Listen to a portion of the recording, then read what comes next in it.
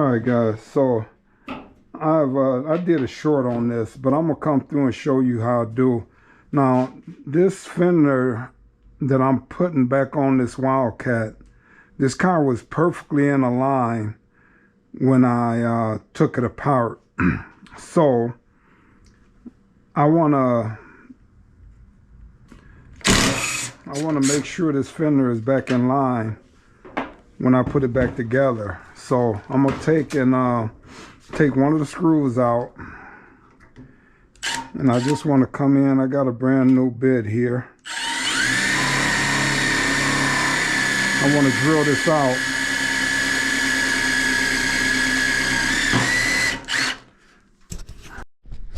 All right, so I got the grease here.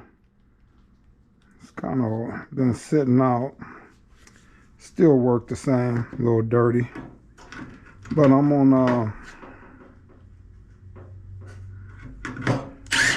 put some of that grease to make sure this drill bit don't get too hot. Alright.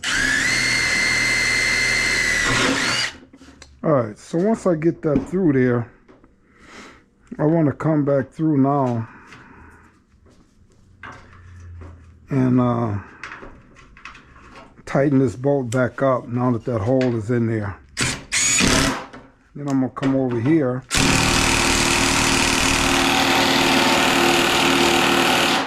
That's where the snap-on thing has no torque at all. Get those bolts off of there. But anyway, grease this back up, and I'm going to come in and I'm going to put a hole up under this screw.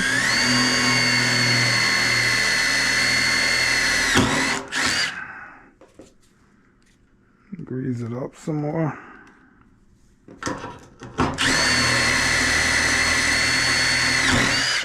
Alright, then I'm going to come back through, put this screw back in.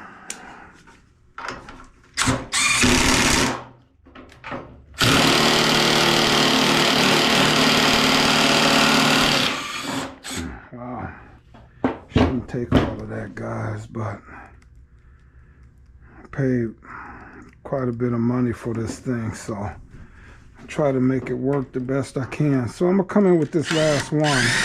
I can put it anywhere, guys, as long as you know it's hiding up under that screw. You won't see that drill hole. So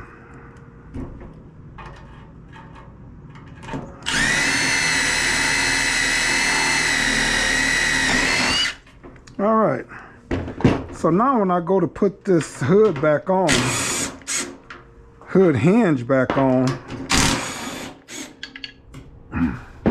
it's going to be perfectly aligned there to go back in place, guys. So that's just a little trick that I do. I mean, it's up to you whether you want to do it that way or not. Yes, I know how to align panels up and all of that, but this is just quicker because this 70 Wildcat was an Arizona car and everything was perfectly in line. The car had never been hit, had a little bump on the back bumper, but it wasn't nothing to shift nothing. The whole front end was totally assembled. The door jambs, everything was nicely gapped. So I want this car to go back together the same way I took it off. It's going to be quicker. And like I say, guys, look at that dirt in there. Look at that dirt. That Arizona, look at that. That's dirt, guys. Just collecting in there. I'm going to turn it over here and show you this other side. I took one of the moldings off, let you see what that's like. All right. All right. So this ain't bad, like I said. Because it's an Arizona car, but like if you would have brought this car in Arizona, and if I'd have just came up, left this chrome on here, painted the car, leaving the chrome on, or if this car would have came up from Arizona in the winter, you know, and got any winter driving in up here in the north, this is what you get, guys. This is all just dirt. These broke off, but that's just all dirt in there, guys. And that's why this is rusting out here, because of that dirt that's been sitting in there. Even though it's an Arizona car, real nice. Now I got a hole coming right here, so I'll probably drill this out and weld me I'll probably put a weld right there in any of these deep pits. Like it might be another one right there, but that's what you get, guys. That hole, that pit is almost all the way through right there. You know, let me come in with the drill. It probably will go, it clean up, but still, when I grind this down, I put a little weld right there. You know, put a little weld, and then I just grind that down. Yeah, it might seem like it's excessive, but that's a deep pit right there.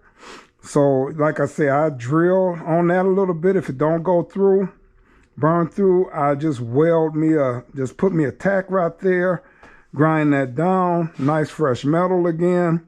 But yeah, guys, that's what you get.